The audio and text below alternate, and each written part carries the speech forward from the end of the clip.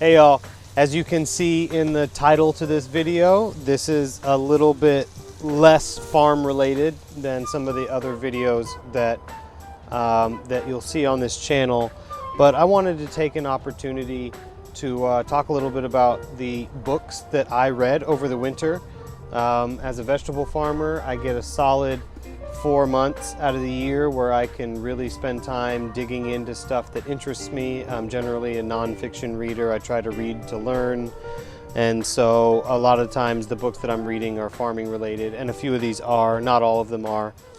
But I wanted to throw 4 books at you that I really liked this winter that I think might be interesting for you to read.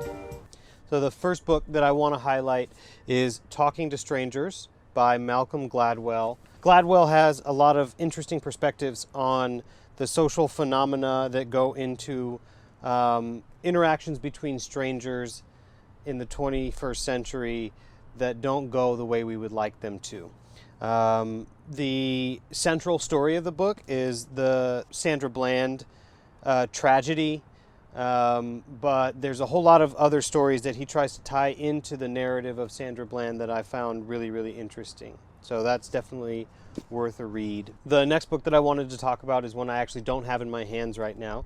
It's Animal Vegetable Miracle. It's a book by Barbara Kingsolver that has been recommended to me over and over again since even before I started farming. It's a story about homesteading. She has been a writer for many, many years and has a really good way with words, and so she applies a lot of lyrical beauty to this thing that we do when we're growing food.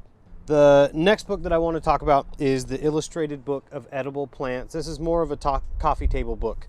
It's by Jack Staub. It is an artistic look at all the plants that we call food. So every single edible plant they've chosen, there's about 100 in here, gets 2 pages of text and these really awesome illustrations. And this book is not really trying to tell you anything about how to grow these plants.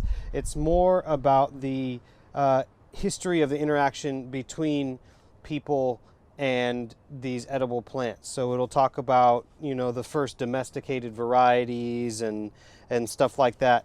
And you can kind of learn a little bit about where all of these plants come from in the world and in history.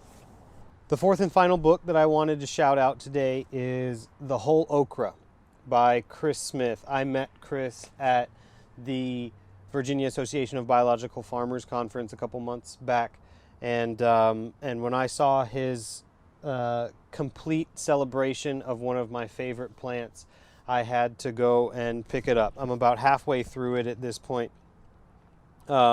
But if you know anything about me as a farmer or anything about me as a person, I love okra. It's one of my favorite things to grow. It's one of my favorite things to eat. And so I've enjoyed just kind of getting to know this hibiscus family plant a little bit more in depth. And it's full of really great recipes that I'm going to try when we're swimming in okra here in about 2 or 2.5 months from now. So that's it. That's my 4 books. That's my farmer's reading list for winter 2020. I hope that if you find any of these topics interesting, that you'll pick one up. And if you're nearby and you want to borrow one from me, I'm happy to lend you my copy, because I think that caring is sharing, especially when it comes to books. Thanks a lot for tuning in. I'll see you next time.